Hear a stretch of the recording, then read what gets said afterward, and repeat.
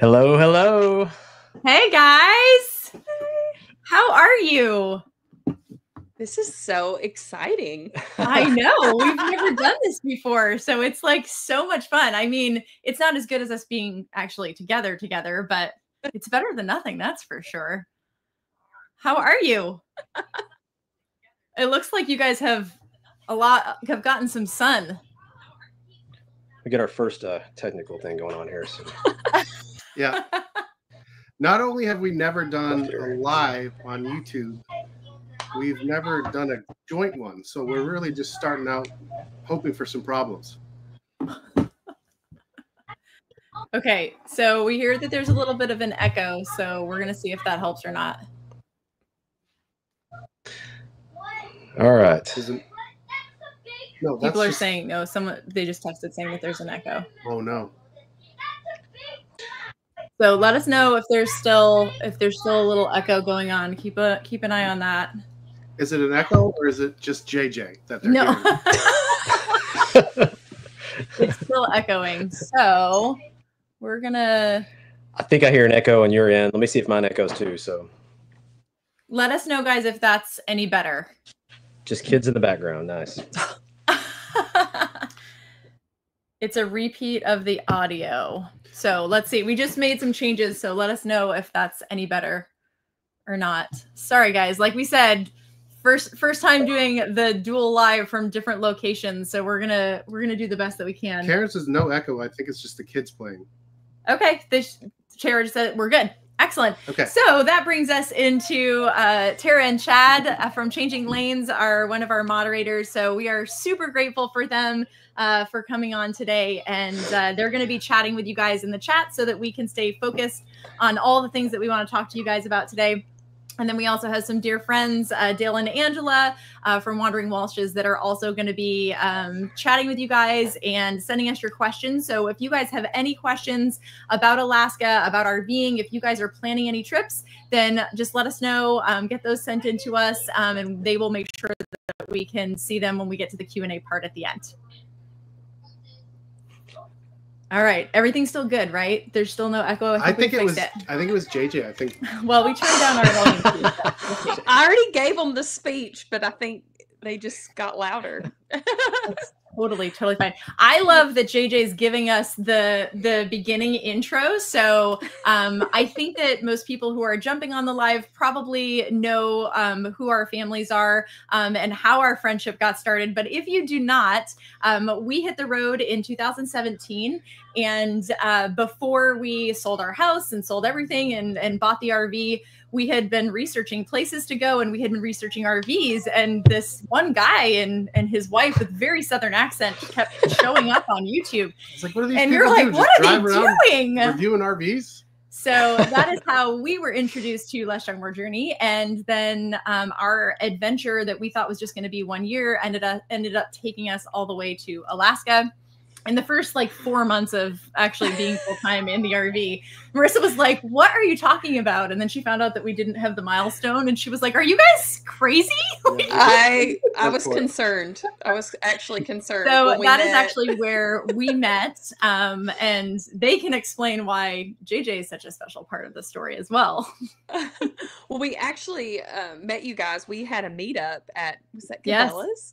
And so we had a meetup at Cabela's, and we had met y'all through Team Journey and kind of had a few conversations.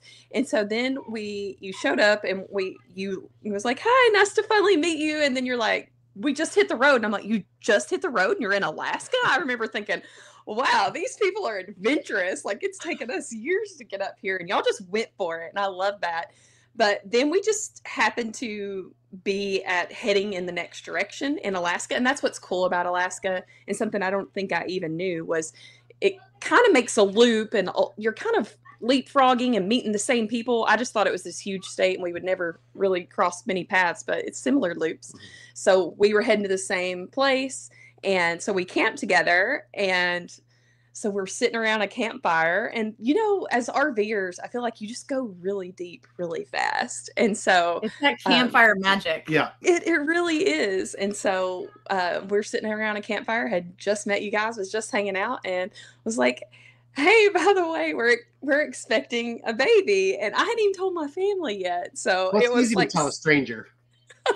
Because we had been following them, we knew what this journey had been like for them and how they had struggled through, you know, infertility and like just really hoping for this new baby. And so both of us, like after meeting each other like 2 days before, are sobbing around a campfire together, like hugging each other. So it was just a really special time to super special. Yeah. And that really kind of started not only our friendship, but like this grand adventure that connected our families in just such a really special way. Thank goodness, because Corey was able to cook and keep smells out of Nathan and Marissa's Airstream because he was so sick. That also brings up a thing that it's not wasted time to invest in people that you think you're only going to meet in one place. Because you will run into them on accident and definitely on purpose as you travel. Because definitely in Alaska, because like she said, it's just like a loop, and you keep like coming to the same hubs every single time, which is just amazing.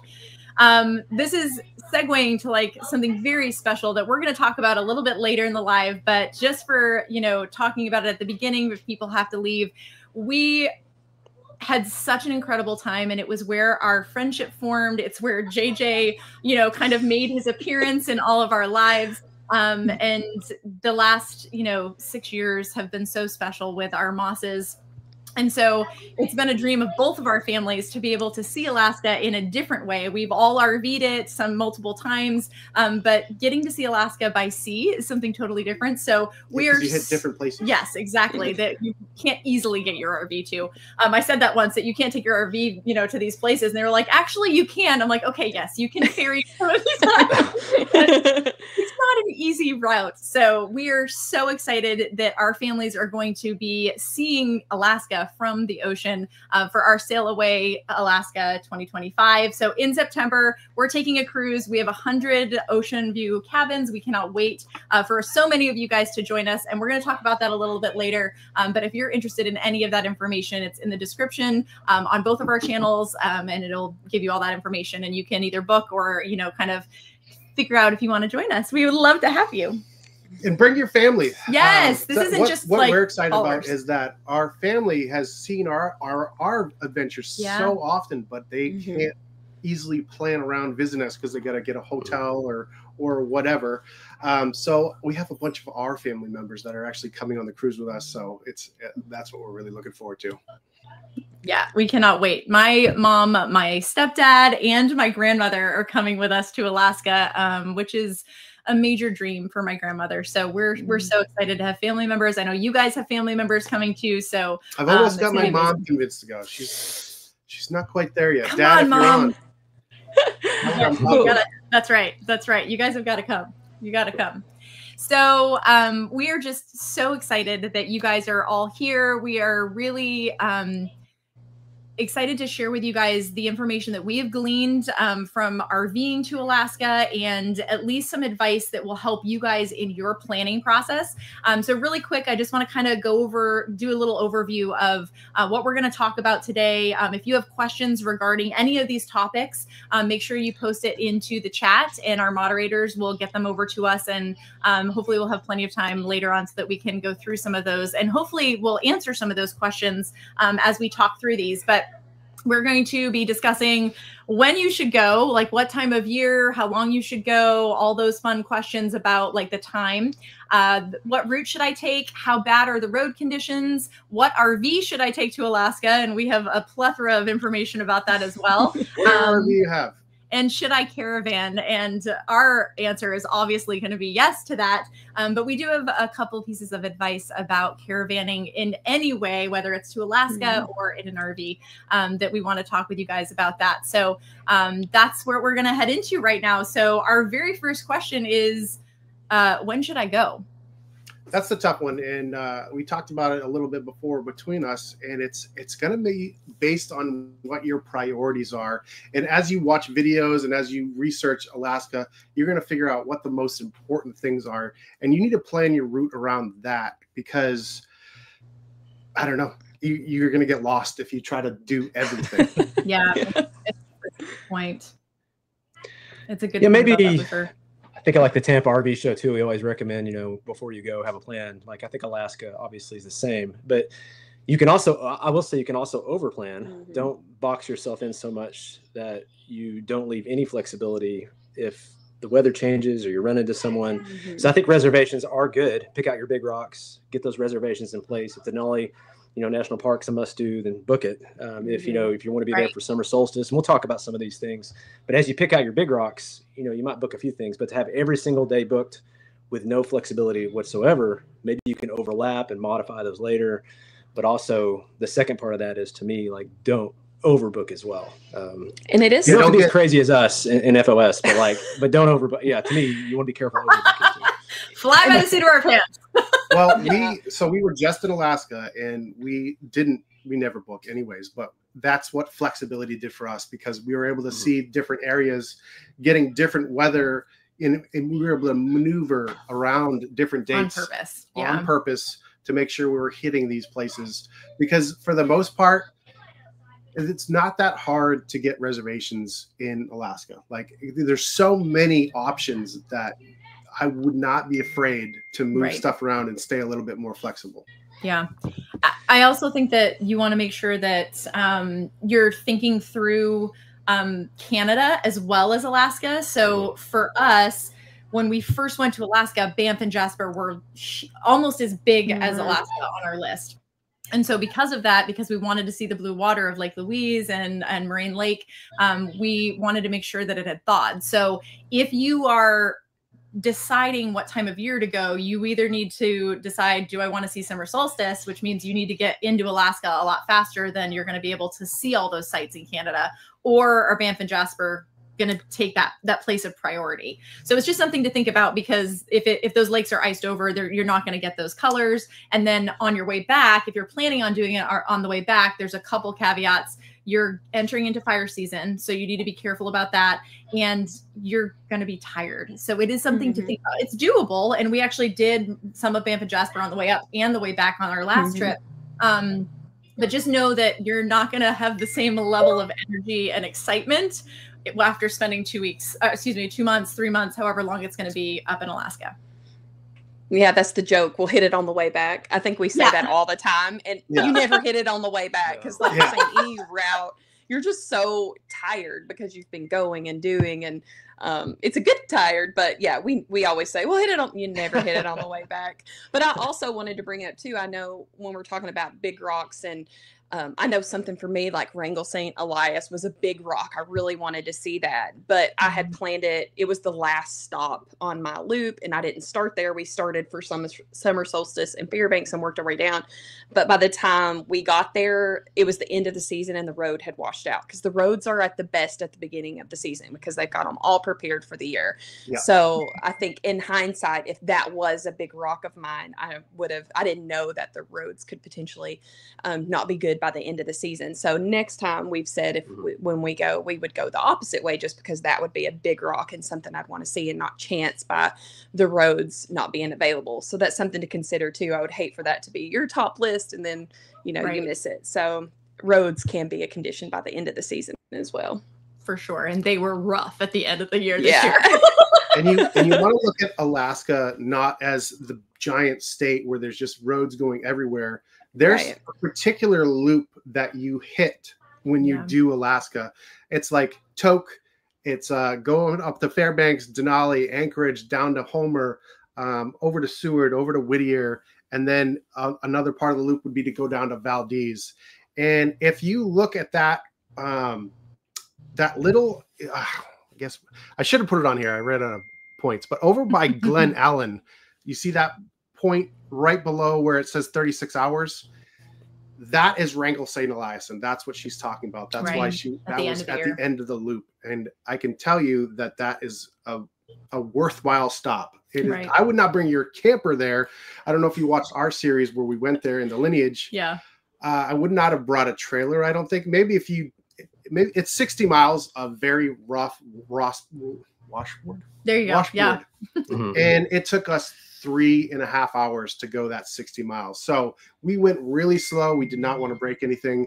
But the problem with that road is it's actually built over an old railroad. So what happens is old railroad ties actually start working their way up, and people puncture their tires all the time on that road. Yeah.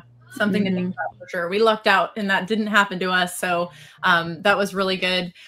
There is a question that's coming through right now that someone was asking, like, what we consider the end of the season to be. And so that's really important as we're talking through this. So in Alaska, the season can start. We know people that have gone up through like in April. Just know that you're going to be facing ice. You may be facing a little bit of snow still, maybe bad roads. And then, you know, you can stay. We had people writing to us that were there in October this year. Yep. When we were RVing together in 2018, we left around the end of August, beginning of September. I'm pretty sure we celebrated Nathan's birthday in September in Destruction Bay. We had like just left Alaska. And so it really is up to you. We just knew that we didn't want to get caught in like more northern elevations. But I would say peak snow. Season, last 2 weeks of June, July, August, and then into September is like a wild card. Some people say that September can be the very best month. Yeah. But it's hit or miss. So you can't really plan on it. Especially if you want to see northern lights. Like, I know that's why we stayed later in the season, because that was a goal of ours. So if that's a priority, you know, making sure you save some time on the end, which we started seeing them about mid-August, the year we were there. Yes. And it's another good point to bring up. So when we were talking about that big circle, just know that all of those points, like all those peninsulas that deviate off the circle, that is putting you into rainforest, which a lot of people don't realize. Alaska is part rainforest, which means along the coast, you're going to have you're going to have more chance of rain and possibly bad weather. And so for us, it was very frustrating in the end of August because we were all down south and all of our friends that we had met there had gone up north, and they were posting pictures every night of the most beautiful like aurora they'd ever seen. Yeah. And poor Marissa is like, you know, hormonal and, you know, crying when we didn't get to see it because we were leaving. My FOMO is for real. It's bad. I know. It was a bummer. So it is something to think about. And it's part of our advice personally that we think that you should go up when you're going to be able to see Banff and Jasper, and then do the southern part first to avoid possible, like even more crowds that seem to go north more at the beginning, and to avoid the bugs, because the mosquitoes in like that northern part of the route at the in June, yeah. Ooh, they're rough.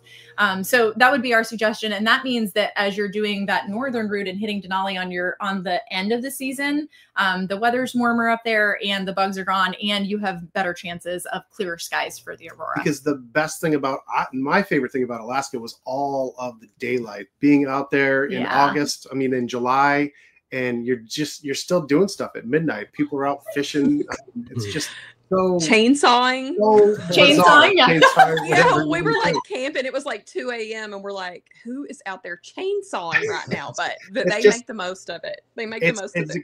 It's exotic. It's exotic feeling. But just because of that, that's why it's not until August that it gets dark enough for you to actually see the northern lights. So make sure if that is on your list that you're staying long enough, because it is a consideration for sure. So Marissa talked about solstice, which you guys did the first year, correct? Yes, we did. And enjoyed that. So it is something that, that's in June. So it's June, 21st, I think? It depends. It kind of changes. Yeah, the 21st, which was cool. I don't know. And we did the event, and it's a huge deal I think if you want a local experience, it was a very cool local experience. And we ran the race at midnight, which when do you run a 5K at midnight? Or I think it was more than that. It was a 10K or something. Yeah. With our 5-year-old, which looking back, I'm like, I can't believe we did that, but we did it.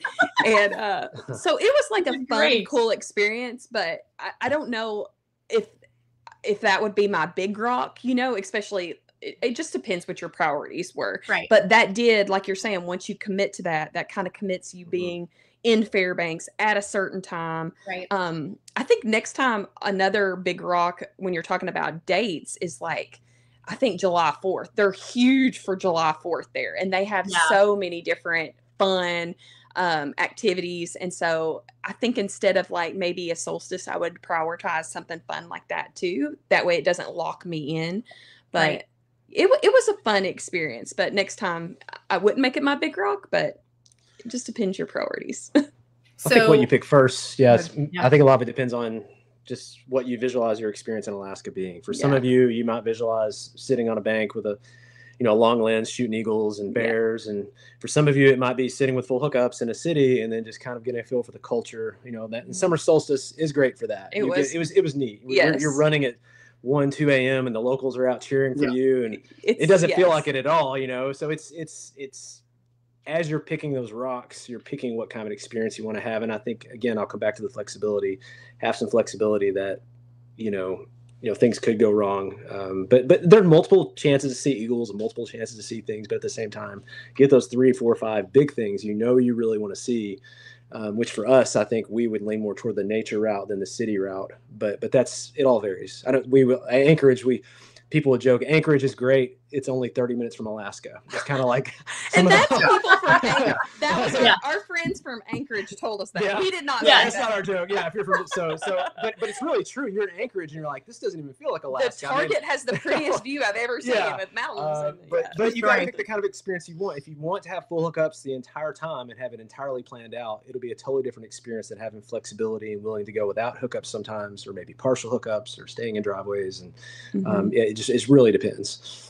There's a lot of campgrounds that are simply just a parking lot, but they have the best views. So plan on practicing your boondocking for at least a couple days to get the experience of Alaska. And it's just not as hard as you think. And I think the glaring question is roads. Everybody is concerned about the roads going up to Alaska. And if you've driven through any major city, if you've driven on I-10, if you've driven through Michigan, those roads will do just as much damage as the roads in Alaska. Yeah. So I would say almost all the way up to Alaska. You see where the little dots start on the screen there? You've been color-coded, Corey. This is super fancy, by the way. I'm very impressed. That is Destruction Bay. And Destruction Bay, up until that point, so you've driven 2,500 miles up through Canada on beautiful roads. Absolutely beautiful roads. It's not until about 2 hours before you hit the border that you'll have some gravel sections. You just got to slow down in those areas. But if you see where I've left the whole map blue, all of that is perfectly fine roads. You're not going to have any issues on those roads, especially if you come up in July, the end of July, the end of June, beginning of July, because all the frost heaves have settled by then. Because if you're not from the north, you don't really know what a frost heave is. What happens to the roads are water literally freezes under roads and pushes them up. That's what happens up north. That's a frost heave. So if you want to avoid those, that's another reason to go up a little bit later, because the ground has thawed a little bit more. But I'm going to let Nathan talk about this, because we did not do the top of the world highway. We did chicken this, but we cheated and took a Jeep with some friends. So I don't know that random red loop. That's unknown land for me. Well, I saw this question too, and sometimes we just skim through terms and not really summer solstice. So we did talk about that earlier, just to clarify, because there is a question on here. It's when it's the longest day of the year, right? And they celebrate June 21st. June 21st. They celebrate in Fairbanks, and they've got like a whole week of festivities, right? Yeah, they've got like some sort of a baseball game that goes on like at midnight, and there's We Did the Run that was in the middle of the night, and so it's really like a huge fair festival. Yeah. So it's if you don't like people, it's a little more crowded, especially for Fairbanks. but at the same time, it's interesting. It's an interesting experience to be up there in the middle of the night and it feel like 1, 2 p.m. and just because it's the peak of the sunlight. So it's like, you get 24 hours of sunlight, and then once summer solstice hits, then it slowly starts getting darker until winter solstice in around December. So and that's that's like a countrywide thing. Correct. Like it's not just Alaska. Like there's a summer solstice. It just doesn't mean anything to anybody until they just celebrate it because they get all goes away. Yeah. If you try to run at 2 a.m. in Florida in summer solstice, probably won't. Right, exactly.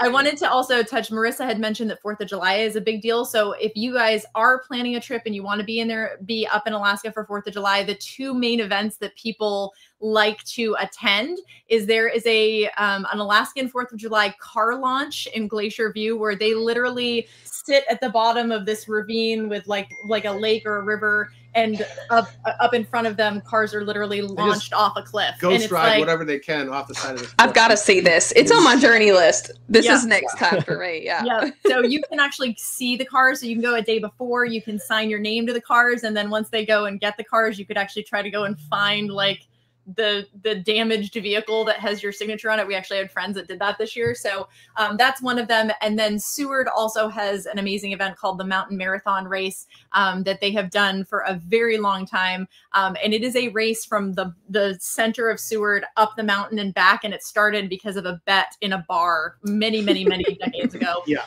Some guy bet someone else that he could run up the mountain in an hour, and he missed it by like a few minutes. Yeah. But it's just so cool. And the fact that some people are doing it in under an hour, you're just going to... It's unbelievable. Just want to get it out. Yeah, I think Alaska just has some of the coolest traditions, and they're very...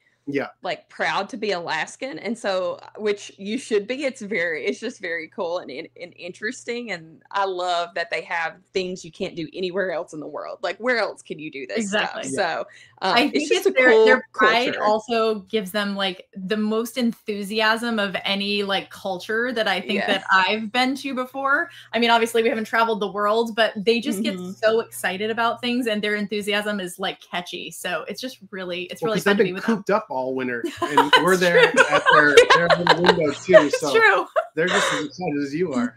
All right, we got to go back to the roads because you got to talk about the Dalton. Over the top of the highway. Let's see. We had a comment here. I was going to pop up, but here we go. So we'll leave that on there.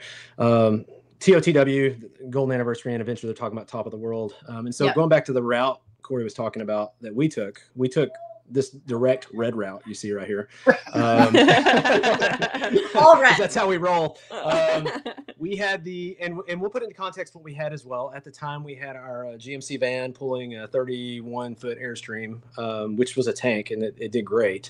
I will say in general, and Corey and Jesse can chime in on this too, the road conditions in Alaska are, I think the good roads are under promoted and the bad roads are probably over exaggerated, I guess. So like they make great thumbnails on these terrible roads, but usually if you stay on the main path, it's not going to be super treacherous. You don't have to take these red areas. You do have to go through some of them, but you definitely don't have to take the path that we took up. So the red, we went up through Dawson City, came around to Chicken, and really a lot of the roads up until you got to Dawson City-ish were not that bad. I mean, they were through Canada and it was paved, and they're not big and wide or anything fancy, but the roads were remote, but but then once you got where you started getting toward top of the world, which is what we got the comment on here, the roads kind of shifted over to gravel, and really the gravel wasn't even that bad. What's really bad in Alaska is from Chicken to the Alaskan border, and that's where Corey and Jesse cheated and they had a Jeep. You get the washboard roads. So if you've the washboard roads are the worst. It's the roads like kind of like my abs probably, right? They're like it's they just got these rivets in it nonstop. So you can only go, I think in our Airstream, I would try to get over 20 miles an hour, and it just felt like it was shaking everything to pieces. So you're stuck going 15, 20 miles an hour the whole time if you don't want to shake your rig to pieces. So that stretch from Chicken to the Alaskan border, or sorry, from the Alaskan border to Chicken, not Chicken to the Alaskan border. I think it actually got a little bit better at some point past Chicken a little bit, didn't it? But that whole it wasn't washboard like dirt, but there's so many frost heaves on that road, and even like Toke up to Chicken, which is why Corey has that all in red. We did take the RV from Toke up to Chicken, and you just need to be really careful. And Corey's mentioned it before, like there's a couple things that you look for where like you're looking ahead at the white line on the road on the other side of the road, and if you start to see that line like dip, just know that there's some major it's actually really easy to spot the bad spot. You look, but it's worth it because Chicken has the best cinnamon roll I've ever had in my life. So it was I would drive back up there just to get that cinnamon roll. So Marissa's been talking about that cinnamon roll for 6 years, and I finally got to try it this year. It took a long time. Did you? I didn't know y'all got to try it. Oh yeah. We was it as good as I remembered, or am I just definitely cheated? We would so you could look at that white line on the left side about 1/8 of a mile, as far as you can see. You're going to see it kind of disappear and come back. There's going to be some bumps there. Then there's some other obvious signs, which there's going to be any kind of oil spots in the road. That's where a truck has hit that bump a million times and one drop goes off, and that's going to leave a big puddle of oil. If you see that on any roads, not just Alaska, anywhere, there's going to be some bumps there. Yeah. And then if you're close enough to see the scars in the tar, it's probably too late. Right. Exactly. When there's like giant divots just taken out of the tar, like. And never trust a railroad. Never. If you can caravan with somebody who always likes to be in the lead, that is a great person to caravan with, because you can watch their rig in front of you, which it was a lose-lose for us because Corey had this Walmart hitch that was breaking all the time. So if Corey was in front of me, I got to see the heaves, but then I had fear that those bikes were going to break off. We were on the same channel as somebody driving with us one time, and they were talking on the walkies. Yeah, on the walkies, and they were talking about how crazy. What are these idiots doing up here? So it was a loser. Either I had to be in the front and hit the heaves, or I had Corey's bike rack in front of me. But yeah, I think if you're caravanning, if you got somebody demands on being in front all the time, that's actually a pretty good win. That is hilarious. We literally just had that entire conversation on our FOS crew live like 2 days ago. And like that was like a regret that we brought bikes on the back of the RV. So that's another piece of advice. If you can follow somebody, not even if you're not caravanning, you follow somebody and try to pace them, just give yourself enough room, just kind of pace them at a good distance so you can watch what their vehicle's doing. That's another cheat. Yeah, it's definitely a cheat, and it's a good one. For sure. All right. So I think we've covered our bad conditions. Just know that we don't think it should be a deterrent for you to not RV Alaska, because we promise there are worse roads in the lower 48 than what you're going to hit up there. But what we will say is that you just have to be aware. And so it's another point of, like we always say, don't RV like us, don't drive, maybe late at night, or make sure that you're not overdoing those drive days. Although if you do drive at night, your headlights will see the divots in the road a lot easier. Don't do what he does. It's fine. But then there could be deer. So then there could be deer.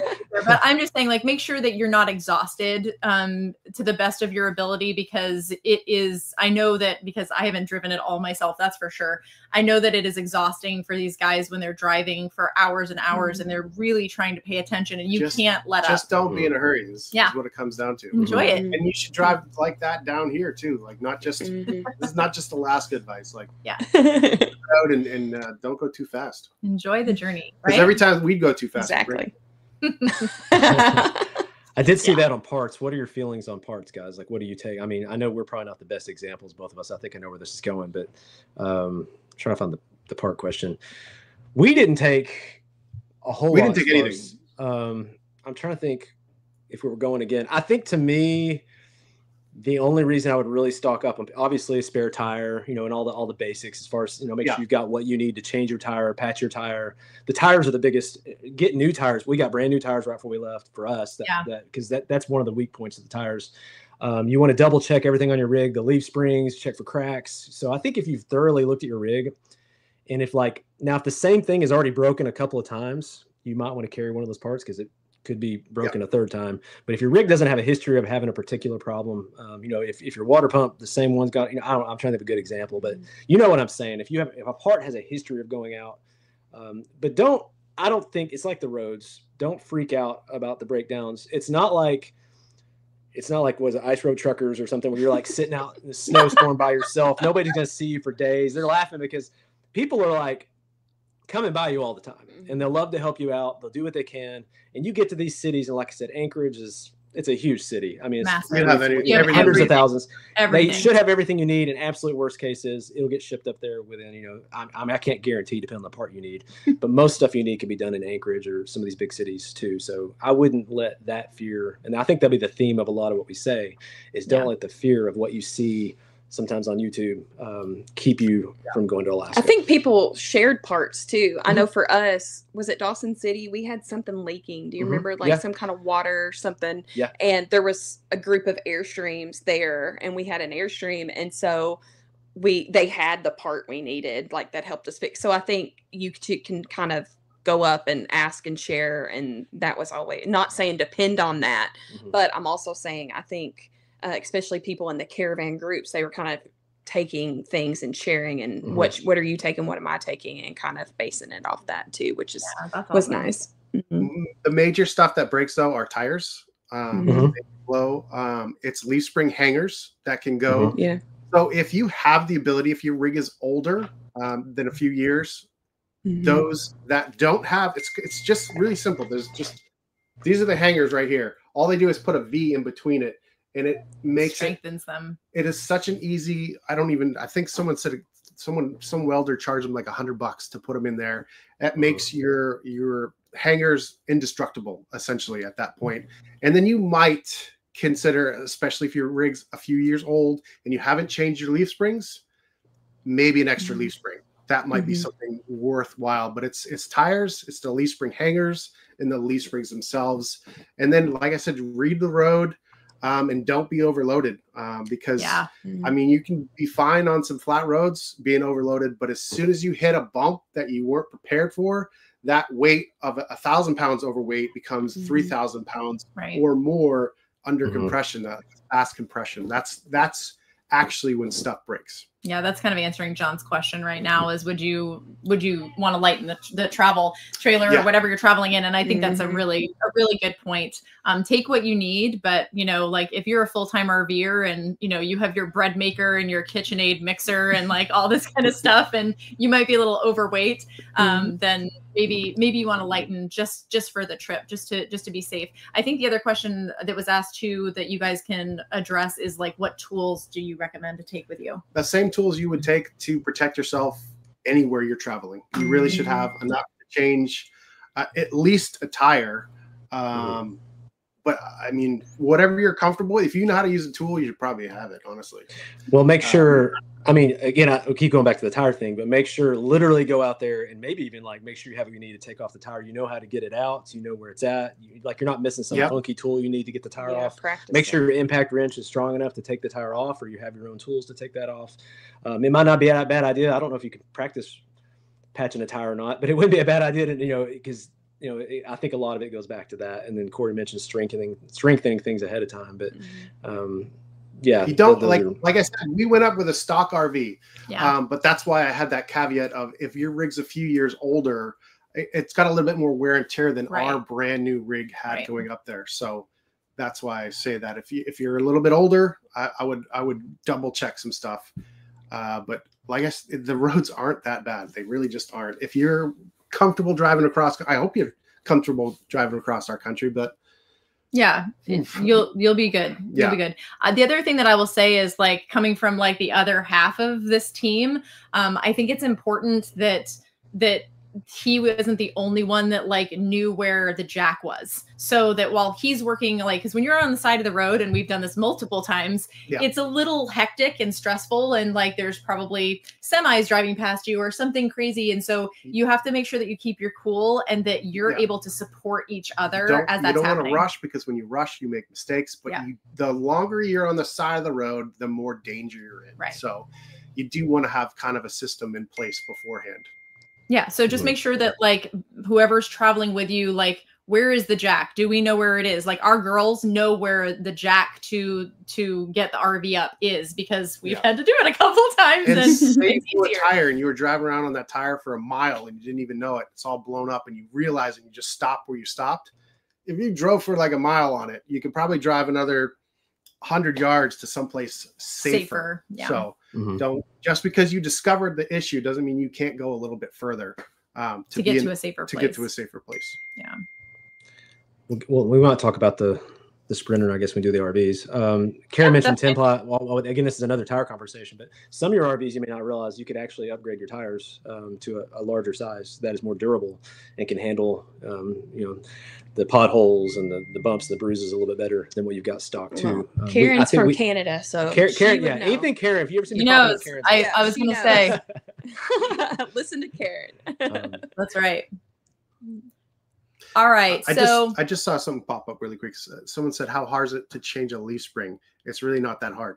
There's just a few bolts. It's work, but it's very straightforward work once you start looking at it. It's not that hard. I had never changed one before and I was able to figure it out pretty easy. So I will say that having the leveling on our reflection helped, because it was easier to utilize the leveling to help you get that axle back up.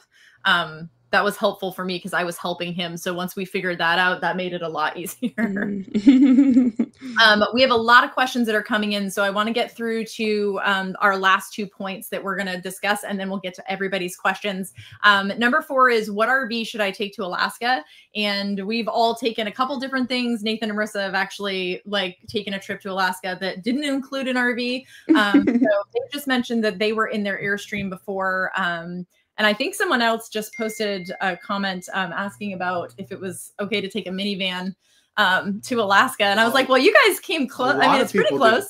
A lot of people do. There's a Facebook group called Driving the Alcan, and people are very active in it. So if you've not seen that Facebook page, join it. Yeah. You can glean a lot of information, and people take any kind of vehicle up there because they're changing jobs or they're doing whatever, but any multitude of times of years, like every circumstance is covered there. Pretty much what you can drive in the United States, like in the lower 48, you can take up to Alaska. Yeah. So it doesn't really matter what kind of vehicle. Just make sure that you know your vehicle, that you have some of those tools with you that we just talked about, and the spare tire would probably be a really good idea. The RV that we're sitting in right now went to Alaska 7 years ago in the same truck. So it's in the picture. Yeah. It's on the bottom there. It's literally right there. Yeah. This is the same exact rig. So. And that fireplace, that little fire pit right there is exactly where Marissa told me that she was pregnant with JJ. So it's such a special place. It was really fun this year to go back to Homer and to visit. It's still just as amazing. You can see Homer all the way down to the left of that peninsula. Was on the Homer spit. It's called Mariners Seafarers or Mariners Park. Yeah.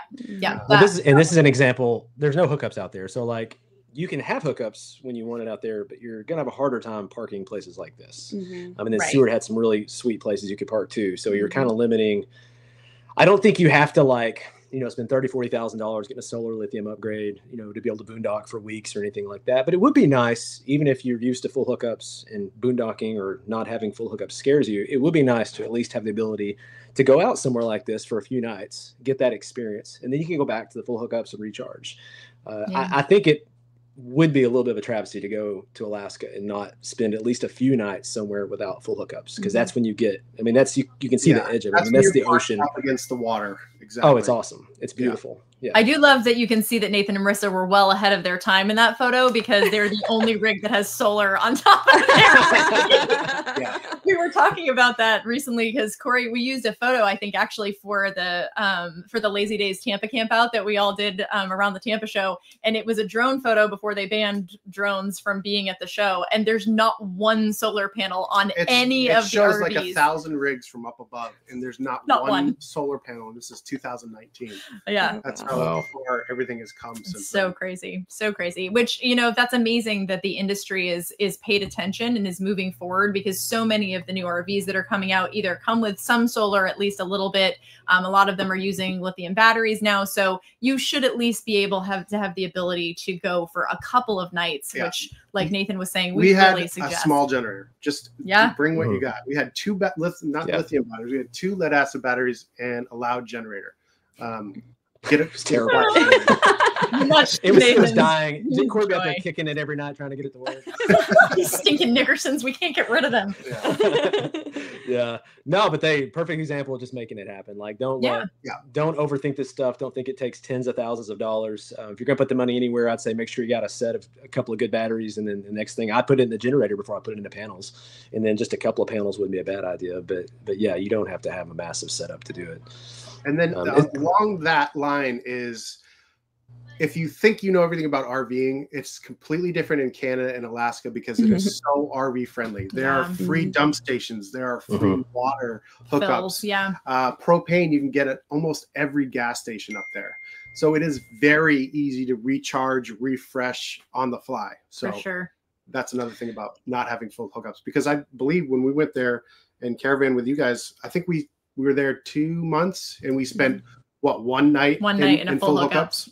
That was it. That was all of it, because, and it wasn't just that we were trying to rough it or whatever. It was because those were the locations that we wanted to stay in, and we had found ways to make sure we were filling our water. The guys were going and filling containers so that we could refill our water and not move the RVs, because we were in these epic locations what's the river that we stayed by? The Kinnick River. Oh yeah. It was so magical. It was just so beautiful. Awesome. So cool. So they were in their Airstream the first time. We were in the Reflection, obviously. And then for those of you who don't know, Corey and I and the girls actually took the new Lineage Grand Design's new motorized Class C this summer. And what a cool way to experience Alaska a little bit differently. It was a little bit smaller. Obviously, it was a 25-foot Class C, but the type of travel that we literally wanted didn't have to to do, think about anything. It was amazing. We just went, and where we went, there was a spot. Yeah. And as far as power goes with that, I mean, we had 260 amp hours of lithium, but the glory of that was whenever that car was idling or driving or whatever, it was throwing 80 amps back at the batteries. So we never had any power issues whatsoever with that Lineage. And the way most RVs are coming now, it is so much easier. Yeah. So the motorhome for us was just a totally different experience in RVing in general, but I literally can't imagine a more perfect way to travel and do Alaska at a fast-paced rate. A lot of people have asked us if we wish we had brought a Toad with us, and a Toad is a car that you pull behind like a motorhome.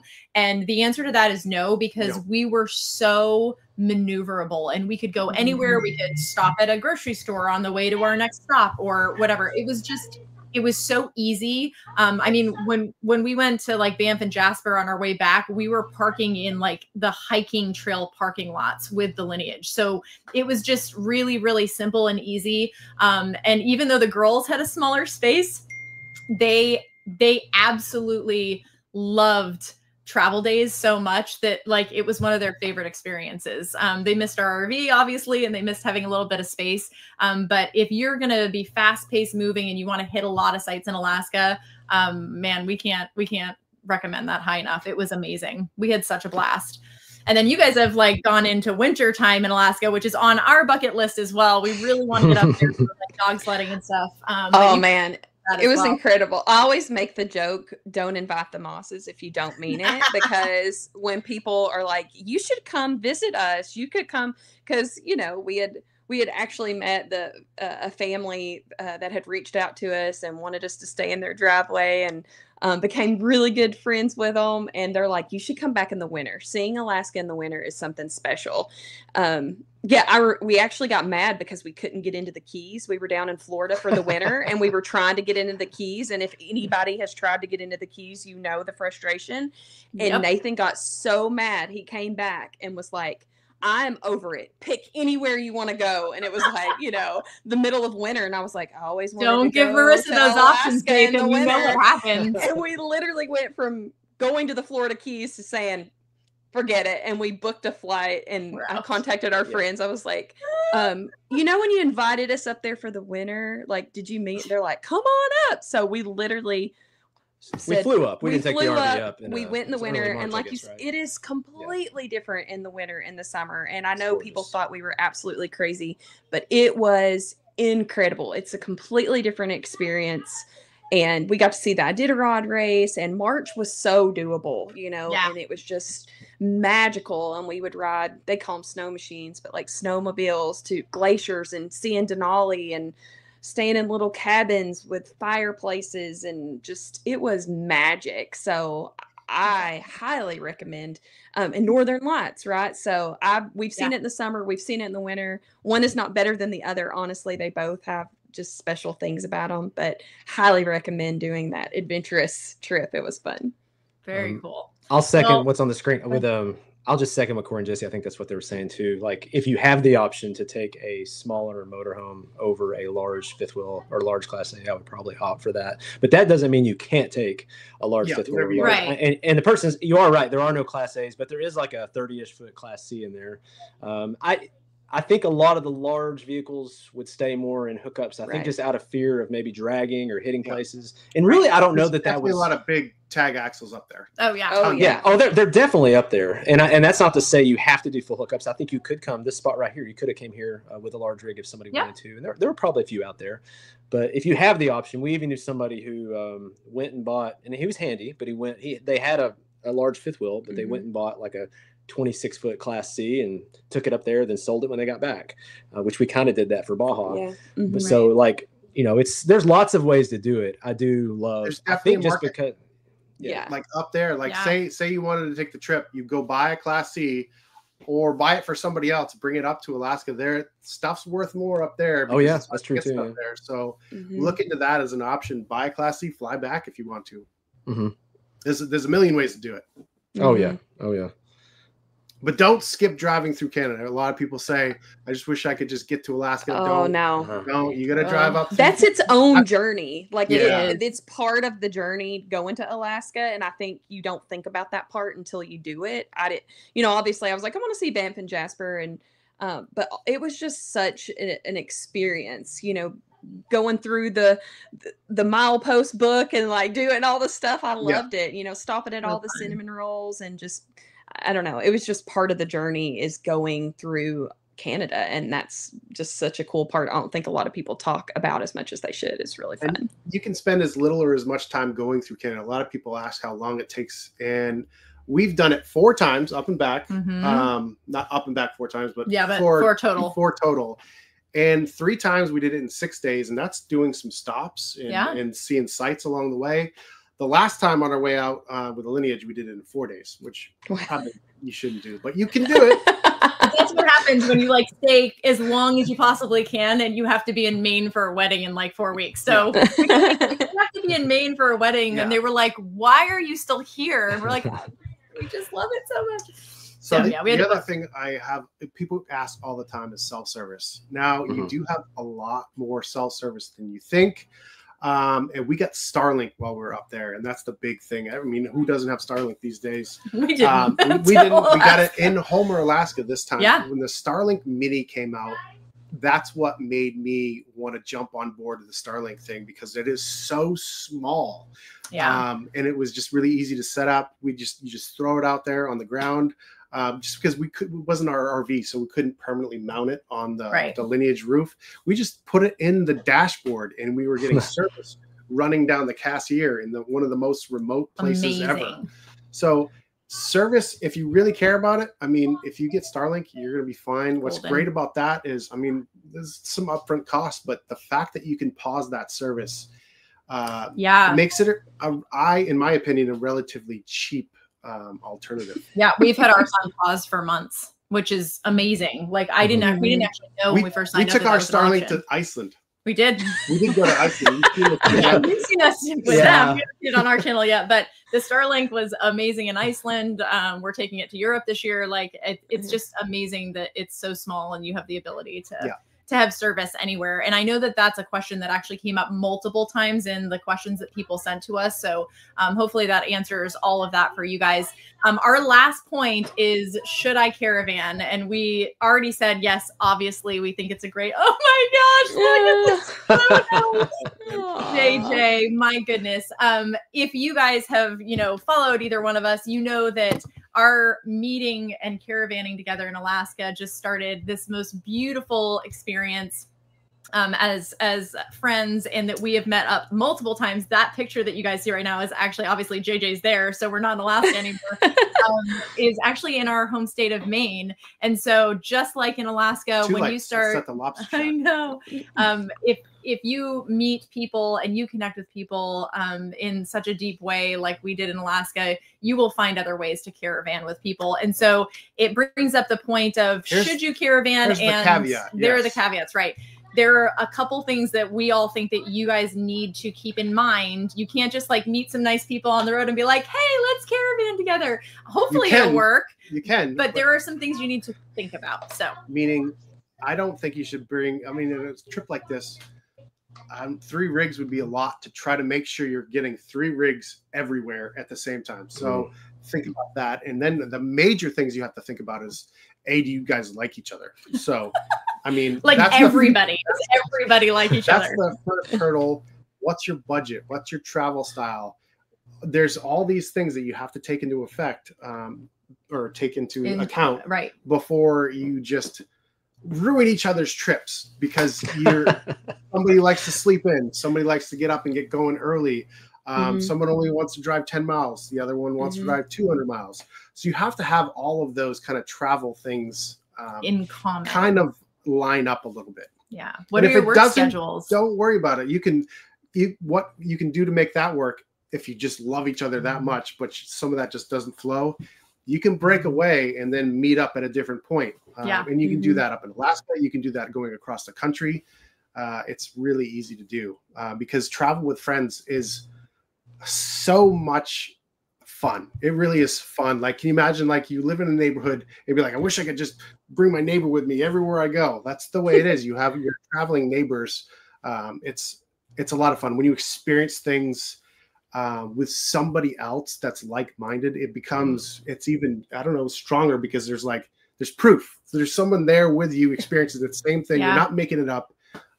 So yeah, there's definitely, even if there are some challenges to do it, I think it's worth it to do it sometimes, caravanning. But you do not. We always say the journey's better together, right? I think, like you're saying, you want to experience that with people, and it's really cool to have someone by your side.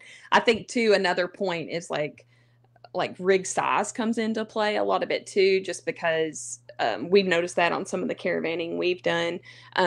You're only as small as your biggest rig. So not saying, it doesn't 100% work if you're in two different rig sizes, but at the same time, that's always something to consider. If you're intentionally being small to be maneuverable and fast and flexible, but you caravan with someone who's in, a 45-foot, rig, then, it kind of takes away that flexibility. So I noticed that's been something big is, just being in something that's kind of a similar style of travel is always helpful if that's a focus of yours, is to stay at a certain pace.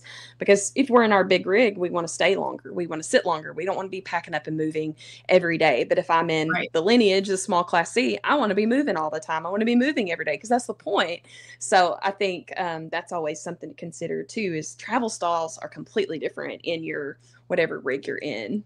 Yeah, Anne asked, how do we meet the caravan? And we touched on this at the beginning where we just ran into each other to meet up. But we didn't immediately say, all right, we've met. Let's stick together for the rest of the trip to Alaska. We didn't know. Although I did make chocolate peanut butter no-bake cookies, and to this day, I think that sealed the deal for Nathan. Well, I knew I wanted to stick with you, but you didn't know that we were actually crazy, whether we're crazy YouTubers that were just pretending to be who we weren't or whatever. So I think it worked out because we ended up going to the same place the next one, and then we didn't plan it, but we ended up going to the same place the next time. We're like, all right, this is kind of working. It's working. And you'll know if you start meshing together, that's for sure.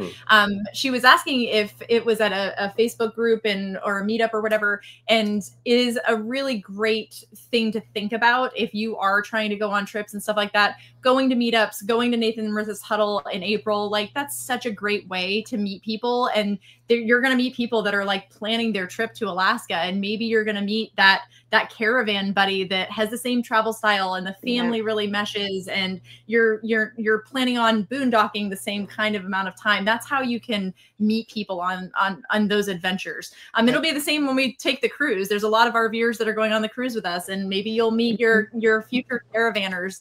We know that that's happened in past events. And don't look for people just like you, if that makes any sense. You'd be surprised who we see caravan together. They might not have kids, or they could be totally different ages. So don't only be on the lookout for you, if that makes any sense. Yeah. We actually had said that because we had two people that did meet through our events and caravan to Alaska this summer. And I told Nathan I never would have put those groups together, but they had an amazing time because one had kids, one didn't, and they just had the best time. And it is so cool that they got to experience that together. And just like you're saying, I never would have put that together, but they found each other. So it's good to put yourself out there and attend these events, all these RVing experiences, because it's just a great way to spend a lot of time together and meet a larger group of people, and maybe find that one that you want to caravan with, or a new friend. That's how we've been able to do it and meet people on the road. I think love the best when we way see generational differences. I've seen I call them. I'm sorry, Nathan. I didn't mean to cut you off. I've totally met like what I call RV grandparents, where like there's Mm-hmm. literally like an age gap where an older couple has met a younger family and they just all hit it off and they become like Mm-hmm. family members. They're like RV grandparents and they travel in caravan. And so that's to Mm-hmm. Corey's point. I just think it's such a beautiful thing that happens naturally in the RV community. Sorry, Nathan, go ahead. Yeah, well, and Kate, more sunsets, please, is talking about the budget and trying to. I think to me that makes me think about anything in life, really. If you can figure out a way to do an easy experiment, and to me, if you can find a way, it doesn't always work out like that. But I wouldn't just meet somebody on Facebook and say, "Hey, let's caravan for 3 months together." Like it'd be you go on like a small trip together, like go 2 weeks, 3 weeks, and go to a few different places, boondock a little bit or not. Try to like simulate what Alaska would be like, and get a feel for how people eat out, how they spend money, how fast they move, when they wake up, when they go to bed. You know, whether or not they, you know, there's just so many variations with how things could go. I saw this question too. Brenda was asking, I think we're not saying, Brenda, that you have to caravan and you can't go by yourself. No, but I think you do need to be comfortable with, again, assuming you could get a flat tire or something. I don't think assume the worst, that you're going to, again, be stuck in a snowstorm and nobody's going to find you. It's nothing like that. But I think at least knowing how you could possibly change your own tire if it's possible. If you have a large Class A, I'm really not, somebody asked earlier about coach net and things like that. I'm really not sure. I can't answer that. I don't know if you guys have any answers or not. Like some Class A's, you're not going to change the tire yourself. Mm-hmm. We did not caravan on our way up. Yeah, and we went by ourselves. We went by ourselves just because nothing had worked out. We just happened to meet you guys and kind of, I mean, we just camped a little bit together and then decided we wanted to head out at the same time. And we thought, well, that seems good to go together, right? And we could be there for each other. But it wasn't the plan. And we, you know, we both didn't do it on the way up and everything was fine. So I don't think it's a have to. It's a nice thing to have. And if it works out, it works out great. If it doesn't, kind of like the roads, don't let that be a deterrent to not go. Like, go do it. You'll, you know, maybe you'll meet somebody along the way too. I mean, there's stretches of road in the lower 48 where I'm not going to say the cell signal is quite as bad, but honestly, the cell, once you get on the main route in Alaska, the cell's not that bad. And you got some gaps in Canada, but like if you're comfortable going out west by yourself in the lower 48, I would say you should be comfortable going to Alaska by yourself too. Just again, take it easy, enjoy the journey, and know some basics about, you know, what you should know in the lower 48 as well, as far as maintenance and tires and all that kind of thing. And then Brenda, I would say the majority of people are older up in Alaska. Yes, and are on their own. On their own. I would say the majority is older. So because it's such I always call it, it's a journey to get up there. Like it can take months or, you know, so I think you're not going to get old driving up there, but no. But I think, I would say that is definitely more that you'll see because they tend to have more time or be retired or because working and going through the drive. Now Starlink has made that easier, but we saw people struggle, right? They struggle to, when they're working full time, to be able to go through those spots with no service and work. So, but I'm thinking you'll probably see more working age people be able to do it now with Starlink because they might be able to do it. But what are you? I don't know. I'm not hilarious. Everybody's thinking it. I might as well post it on there. No, I mean, but it makes sense. Like, so we had AT&T going up there, and you guys had Verizon at the time. So one of us always had service, it seemed like. That was really, really cool for sure. I want to get to all the questions really quick. I just want to give everyone a rundown about the cruise that we have mentioned in September. So our family with extended family members and Nathan and Marissa with extended family members are finally doing this together. We're going to be going and seeing Alaska in a whole new way that neither one of our families have seen before. And we would really love for you guys to come with us. The sailing is from September 26th through October 3rd of this year. We're leaving from Seattle. And we are hitting Juneau, Skagway, Sitka, and then we hit Victoria, British Columbia on the way back, and then it comes back to Seattle. We're currently working on trying to find some opportunities for possibly group parking. We're trying to work with somebody to be able to get some RV parking for people, and we'll let you know if we're able to come up with something like that. But we have people flying in, the RVers that are just flying across the country. We have people who are going to be RVing to Seattle and then leaving their RVs for the cruise and coming back. That's what we're going to be doing. But if you want any information about the ship, we're taking the Anthem of the Seas with Royal Caribbean. About our rooms, all of them are unobstructed. ocean view balcony rooms that are absolutely beautiful. And we have a lot of special things for our group that's going to be going that we cannot wait to share with you guys. One of the things that we wanted to do is, because we have so many people from so many walks of life, whether they're RVers or not RVers or have kids or they're older, we have people celebrating their 50th wedding anniversary. We have people celebrating birthdays and all kinds of fun stuff. So it's going to be really, really fun. Yay! That's awesome. We have a lot of people that are booked so far, and we only have a few cabins that are left, and they're only going to be available until the end of March. So once that date hits, our locked-in price that's really good is going to end. So look at all these people that booked today. That's so fun. I'm so excited. There is a Facebook group that we're going to list down below. If you have any questions, join the Facebook group and ask your questions. And then there's already people starting to plan their excursions. So it's going to be a lot of fun. So the group things that we have planned are going to be actually on the ship so that you guys can book whatever excursions work for your family or whatever things you guys have waited to do. I, for one, am getting on that train in Skagway because we did not get to do that when we were there this past summer. So I cannot wait to do that. But just a few things, a few pieces of information. We're going to have tons of giveaways. And no, you're not going to have to carry like, you know, an e-bike home with you on there.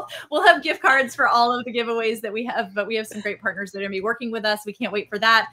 We're going to have an actual sail away crew check-in. So when you get on the ship, you will be given a certain priority time to get on, and you're going to be going to one location where the 4 of us will be meeting you and making sure that everything is good, along with Driven to Venture, Matt and Ashley, who are incredible travel guides. I don't even like the word travel agent because there's so much more than that. They're full-time RVers. That's right. So they're going to be there as well. And we're just going to make sure all your questions are answered. You'll be able to check in, know exactly where your rooms are, and it'll just make that process, especially if you've never been on a cruise before, it'll make it that much faster.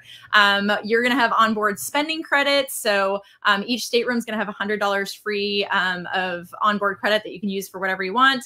We're going to have an ice cream social.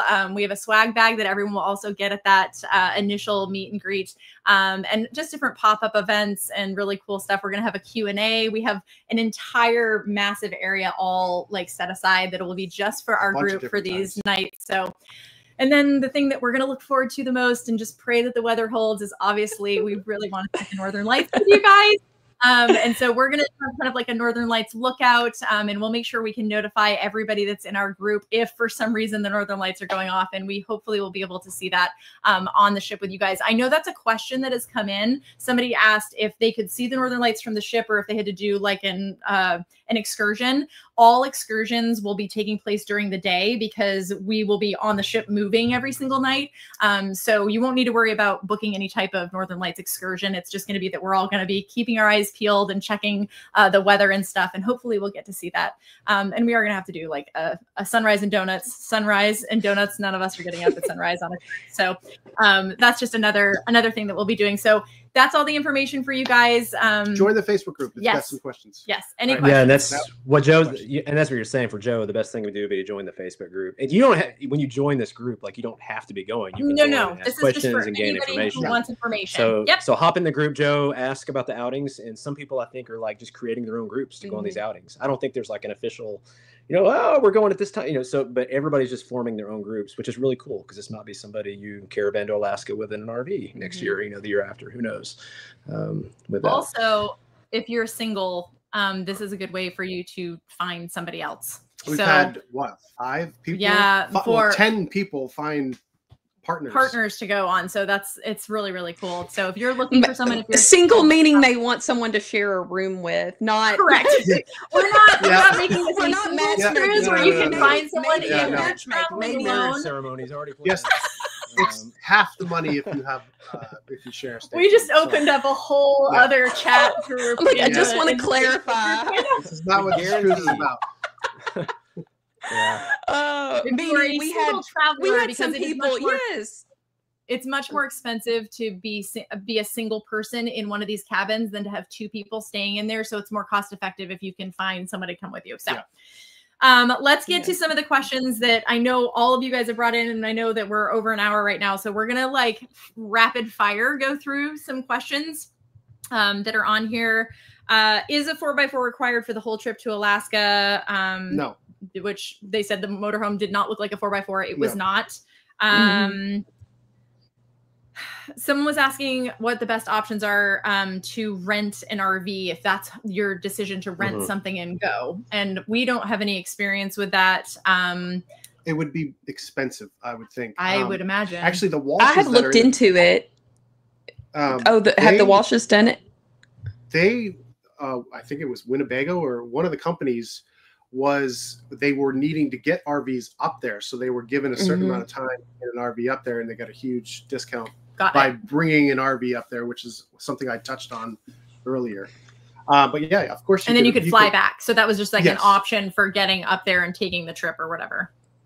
I plan to drive from Arkansas to Alaska next September. Your videos have given me so many places that I want to see. Is there one thing not to miss on a trip to Alaska? I don't know how to answer What was your highlight? What would you say y'all's highlight is? And we can say what our highlight was. I think it's your priority list. Like, I just wanted to get up there. My highlight was driving up there, because that gives you the sense of an accomplishment of completing a journey. You feel far away. It's just it's a really special feeling. So the drive itself, it's the last frontier. Like, it's crazy. I wanted to try panning for gold, which was something I really wanted to do. I didn't do it the first time. We did it this summer. Yeah. And that was a lot of fun, because that's what's like sparked my childhood. I don't know, sense of adventure was the Klondike Gold Rush and people coming across the country to settle California. That kind of stuff is why we're on the road, really. That sense of adventure. I wanted to see Denali. I wanted to get a picture with Denali. I was going to say it was the picture of his Denali with Denali. Northern Lights top of the list for me. And then the highlight after that. So I think that you're going to have priorities when you get there. And then there are going to be some places that just blow you away. And Homer will always be like just Homer. Very special for us. Yeah. Anytime you can get out on the water in Alaska, take the opportunity. The water. It's like Alaska, you think is so big. But to me, I think the water, like seeing all these coastal towns, getting on the water, and all the wildlife that you can see being on the water is amazing. What was your guys' top? I would say, I mean, obviously Northern Lights, that was epic. Yeah. But if I had to pick, because we did a lot of different tours, we didn't know if we would be back, and we, we did like tours to see bears. That's always a big one. We went to Lake Clark and we did stuff like that. But I would say the coolest thing we did, and to this day, probably one of the top 5 things we've ever seen in our 10 years of travel, is we took a flight with Alaska Float Plane, like around Denali, and I cannot even describe. Out of Talkeetna. Right? Yeah. And so he flew us around. I mean, I can't even put into words what it's like floating over these mountains and clouds and being where you feel like you can touch Denali, and flying over base camp. Like, it was just such a cool experience, and literally just crying. And maybe that's because I was pregnant. No, I think for sure that is just like an incredible experience. And that's something else you have to think about as you're budgeting. So like as a couple traveling alone, like you have 2 people to do that. When we're ever been in Alaska, we've had 4 people. And so that makes those excursions that much more expensive. So it is something to think about. Like if that's a priority, making sure you're budgeting for that. Would we switch full-time to the lineage, the Grand Design lineage, if we were empty nesters? Yes. And for us, 100%. Yeah, that kind of travel is really awesome. Yeah. Yeah. I mean, obviously, you need to figure out how you travel. And Corey's advice is always, when you buy an RV, be as small as you possibly can, but still living comfortably for you. So whatever that means, different for everybody. That looks different for everybody. That could be a 45-foot fifth for some people. And that's just fine. But just think about it. Like, the idea of travel is to be able to travel, and the smaller you are, the easier it is to do it. Let's see. We've already covered some of those. If time was not a factor, how much time would you give yourself? I mean, to do all the things that we did, like I always suggest like giving yourself at least 2 months. But a lot of people take a lot more. A week to get up, a week to get down. Yep. In a month in Alaska, but you could do it in less. You could do it in less time. I think you need a minimum of a month, but I don't think you need more than 2 months, honestly. Yeah. We covered that already. What do you think about a single woman in a 35-foot motorhome going to Alaska? I think that you're a rock star and you can do whatever you want is what I think. Absolutely. Yeah. 37-foot motorhome. 35. Oh, sorry. So I think that, you know, if you're comfortable and you know your rig really well and you're comfortable with RVing already, I don't know if I would by myself, even with the experience that we have right now, I don't think I would take like a brand new RV that I've never RV'd in before without any experience and drive to Alaska. But it depends on like how confident you are. Totally different mindset though. Yeah. But I'm saying like if you didn't have any experience. There were tons of people up there solo traveling. Tons of people. Mike was asking Nathan and Marissa if you would go back in the wintertime. Absolutely. Yeah, absolutely. Again, like I said, don't invite the Mosses if you don't meet it. If someone invited us, we would go. It's obviously not warm, but it's not as cold as you think it would be. It's like if you've ever been to Colorado, it's like a brisk cold. So as long as you're... And we stayed the whole month of March. Yeah, so it wasn't like we just went cold for a couple days and was like, the weather. I mean, we were there the whole month of March. March was incredible because they're starting to get daylight in March. The Iditarod race is going on in March. And we still got to experience the beauty of the snow and the snow activities. Oh, the ice sculptures. They have the world that's right. ice sculpting championship there. And that is just magical. And you can walk and see it at night and they're all lit up. It's just, and you got the hot springs. Cool. You know, there's just something special about winter. It's just a different experience. So I would totally do it again and love to go back. What we learned in Alaska too is, I mean, in Iceland as well, is that as long as you're dressed appropriately, it'll be fine. Yeah, absolutely. Don't dress like Nathan with like one layer when it's freezing cold outside. Tammy Carter asked windshield repair kit. We never had any chips in our windshield, but there's two reasons for that, I believe, is don't tailgate people. You know, give the person ahead of you, especially if you're going to hit a gravel road section, give that person a wide berth so you don't get anything.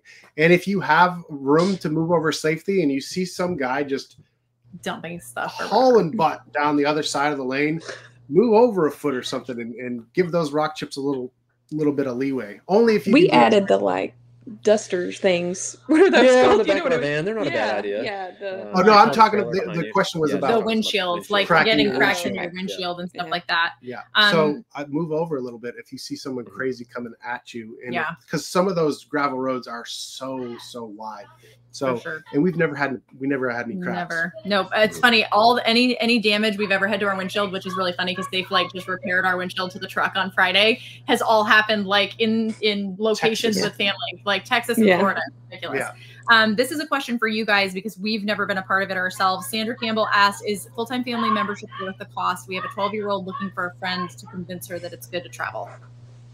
I think if you're looking to connect with friends, it's absolutely worth the cost. I think going to events and rallies in general are the best way to connect. It's a hack and a shortcut to relationships. Yeah. I hate to say it this way, but if you just sit in a campground and you're hoping the right person will walk around or you run into the right person, it could happen. You gotta be out. But but these rallies are almost like speed dating. You get to meet a lot of different people.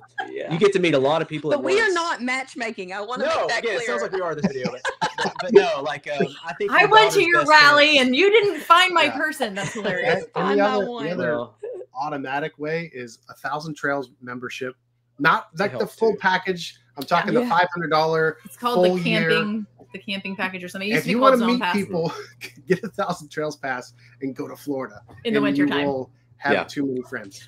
You'll be like, okay, it's time to leave. There's a lot of people. TVC Raider said, what is an unexpected challenge that you faced on your journey? And all I can think about is like worrying that the Airstream was going to like flip over when we pulled over for the stuff.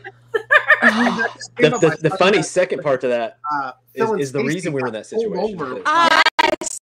So did you see that on their Instagram today? And I commented on her Instagram. So they got pulled over, Phil and Stacy, and the cop knew him. Oh, and I that's said right. that happened to us. It was in Canada, right? Canada, yeah. But the shoulder where we got pulled over, it ended up being someone who followed our channel and wanted to say hello, which was incredible, and we loved it. Nerve-wracking though, when a cop's pulling. Yeah, it is. You're like, what did I do? You know, that was not a safe place to pull you guys over. No, but the shoulder was very soft, right? So the Airstream was parked on the side of the road, and it just started slipping off the side of the road. And the cop had already like left, and it was a busy highway. And so thankfully you guys were there, and we're literally like digging. I seriously thought the Airstream was going to tip. It was like sideways, and I thought, this is a goner. What are we going to do when our Airstream flips? But we're like digging it out, and me and Jesse are holding traffic on both sides so that we can try to get out. 70 miles an hour. Oh like gosh. traffic was flying. Oh my Good God. times. Good times. Yeah, that was really, really fun. Somebody was asking, can you use a generator when boondocking? So I know that you may be worried about like disturbing other people. Almost everybody boondocking at some point or another is going to be having a generator, and it's not like you're in a campground where there's generator hours. So obviously, like, don't leave it on all night long, disturbing neighbors maybe right next to you. Like, I think you should still be like considerate of other RVers. But yes, I think that you can use it, no problem. Let's see. We've covered a ton of these and some of the stuff we've talked about. So if you asked a question and I'm skipping it, it's because I think we've already addressed it. We talked about dump stations and water being everywhere. Potable water is everywhere. It's really, really easy to find. So you don't need to be driving around with a full tank of water unless you have a destination where, like, a mile down the road, you're like, I'm going to fill up because I'm going to go here for a week. Then at that point, fill up, drive slow there, and you should be fine. So Paulo asked he said he's from New England. It's interesting what people are noticing, by the way. So apparently the light is casting crosses on our fridge behind us. Oh, it is. Oh, that's awesome. I love it. They asked how long you would take to go from New England to Alaska and back. And when we went the first time, we left from Maine and drove all the way up.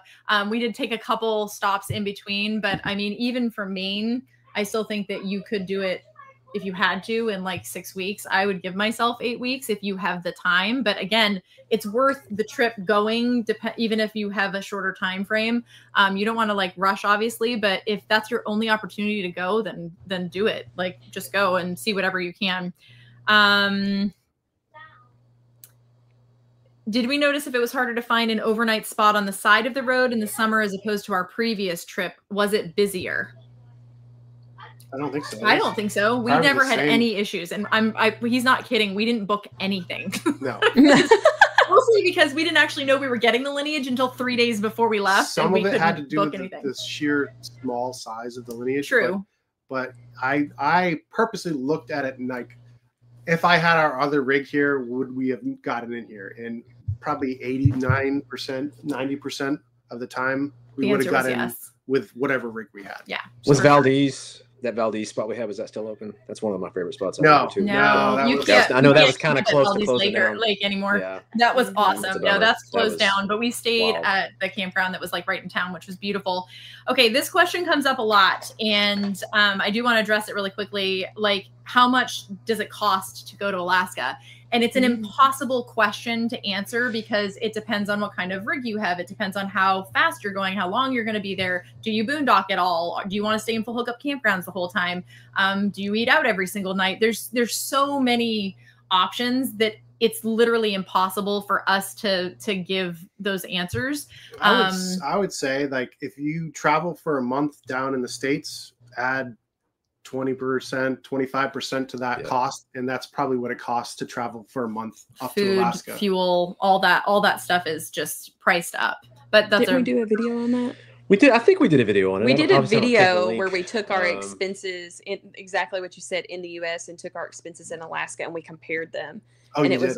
Yeah. It was actually, because we boondocked almost the whole time. Yeah. I think we only spent 3 nights or something where we paid for a campground we went or something. Not much. I think we stayed in Fairbanks maybe, and you guys didn't, but it was really close to what we'd spent in the U.S. if we'd stayed in campgrounds. I think the only additional cost would be knowing what excursions you're going. Are you going to take a float plane? Yeah. Yeah. You're going to want to get on a boat and go see glaciers calving and go see some whales and stuff. So that question just came up. A couple of those extra expenses versus or maybe you do those same kind of trips, you know, across, you know, a whitewater rafting trip or something when you're traveling for a month out west. So it really is based on how you travel. I mean, that's the 20% is going to be just the elevated cost of some of the food items going through Canada and up in Alaska, and a slightly elevated fuel price in Alaska. Wasn't that much more. Canada is definitely a lot more. Yeah. Yeah, so you want to watch that. Traveling Grands asked something that you just mentioned. They asked if the Kenai Fjords boat tour was worth it, and it was 100% worth the time and money, in my opinion. The one out of Seward? The one that the tour that we took, the boat tour that we took was amazing. Gosh, yeah, amazing. Did you guys still? We use Campendium a lot. I think it's kind of become more of our go-to in the lower 48. Is that still pretty effective? Overlander. Yeah, Overlander's kind of that's what we used in Waha was Overlander. So if you're looking for boondocking off the side of the road stuff, I probably lean toward Overlander. I'm assuming Campendium would have most of the campgrounds probably on there, maybe a few of the boondocking spots. I think the only issue with Campendium is that there's not as many reviews that are recent, and so if you're that's something that we look at and something we recommend to all of you guys is that find whichever one works best for you as far as whatever service that is, but make sure that they have up to date. Like, I want to know if someone's been there in the last couple months and what their experience was. We use Allstays, we use Overlander, we use Campendium, basically in all together. We don't just solely rely on one. If you don't have enough information, go to the next one, and maybe that one will have more information about the spot you're trying to stay at. But it's really easy. You zoom down on the map on where you want to go, and a bunch of stuff will populate, and you'll see, oh, I want to stay there. On the Brink asked if the new LJMJ fifth wheel is going to Alaska anytime soon. We'll get it broke in first. We'll see how that goes. We're breaking it in. That's coming on a video. I think we said this already. First. Yeah, for sure.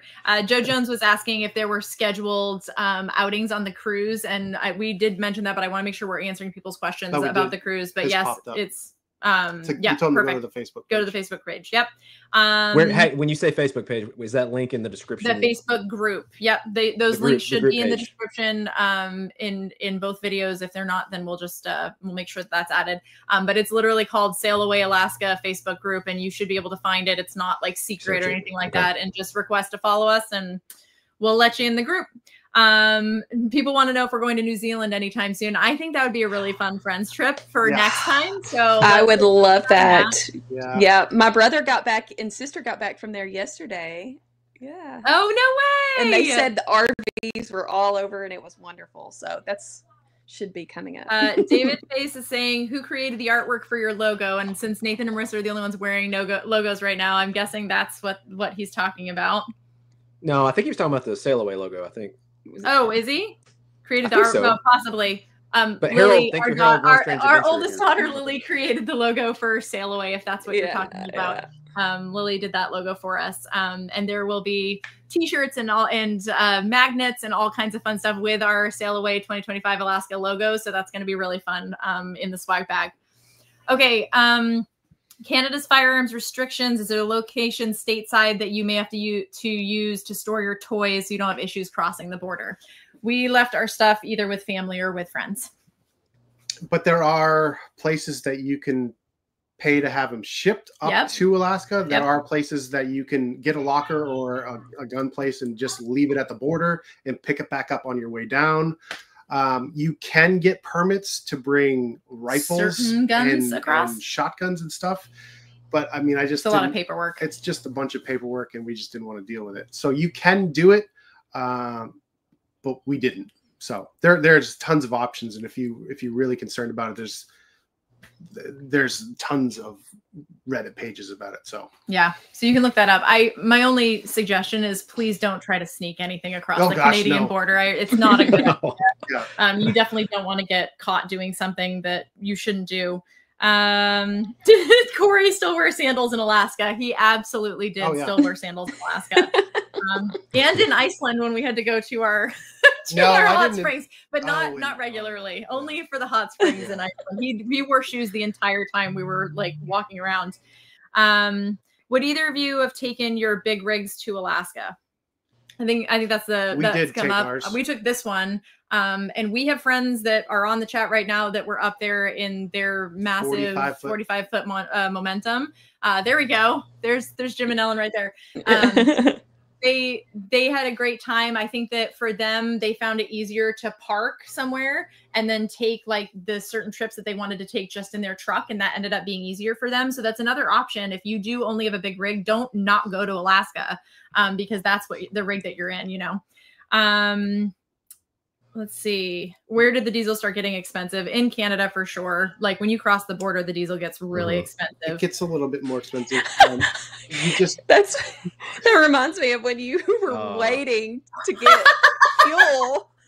Did we film that? Did that make it to either video? I don't think that made it to video. I really didn't. It made it in ours, and it was hilarious. Okay, we didn't. Well, I didn't know if you could film at the border. Remember, it was already stressful enough, and so if you don't know, it's even more stressful. It's even more stressful when like all of these guards with hands on their guns start walking out towards you. What she's referring to is fuel was literally $3 a gallon cheaper across the border.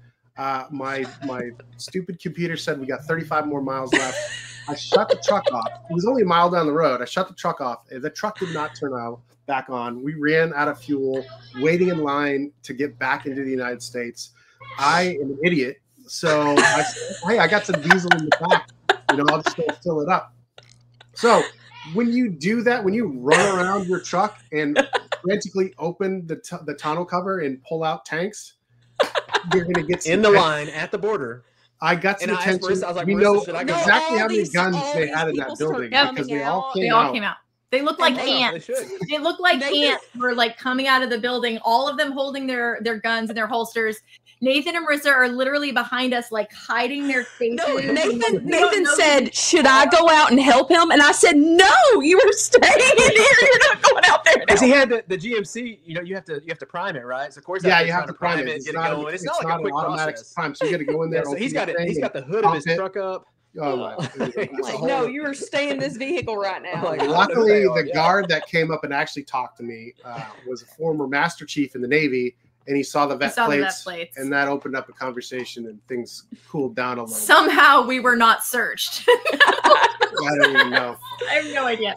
But as far as the prices go, they are more money in Canada, and if you look at the price, it's per liter. So, you look at a price around here in gallons and it's 3 cents difference and you're like, oh, no big deal.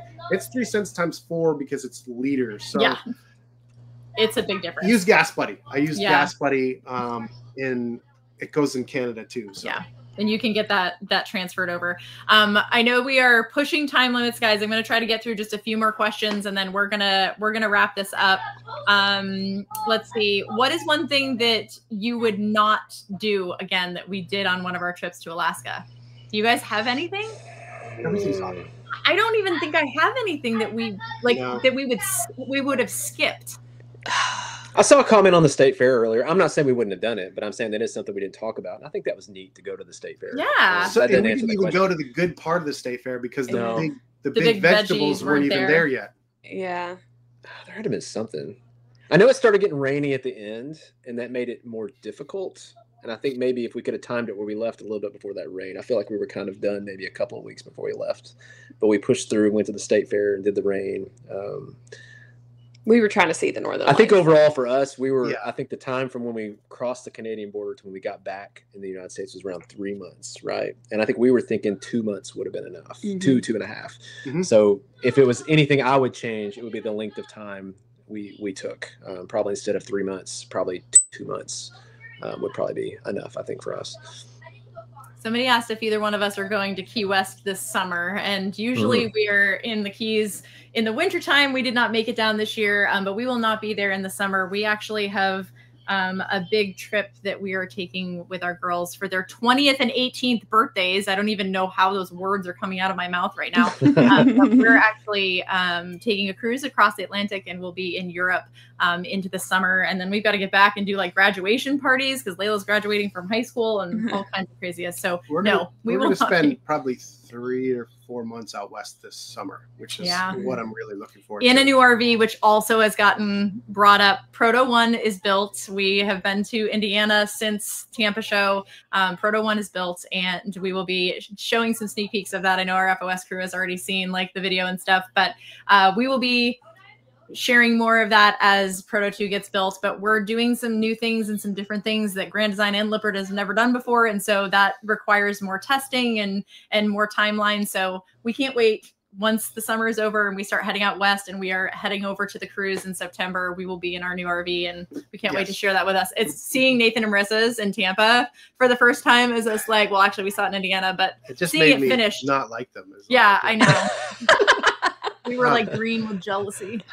The tour's coming for ours. Going back to the gas prices or fuel prices in Canada, you can also, that price includes basically, if you're paying with American, a 32% reduction because the dollar's worth more. So yeah, it looks high, but then if you do the math, it comes back down to reality a little bit. All right. I think that we've answered almost all the questions that have come in. Like anything else, if you guys ever have questions for us, please reach out on any of our social media platforms, on any of the emails that are attached to our websites. And please join the Facebook group, even if you aren't sure if you're going to be able to go on the cruise or not.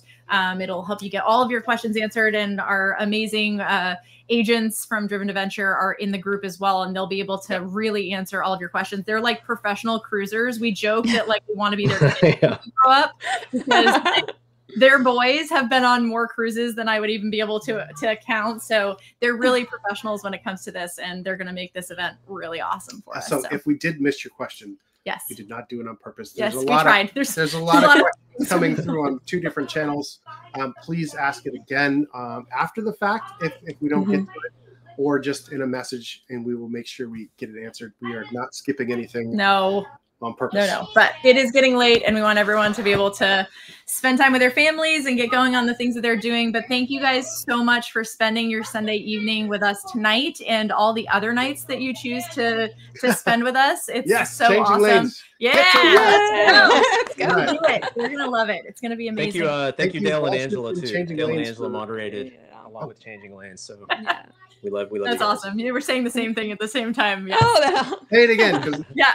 it went blah blah blah blah blah.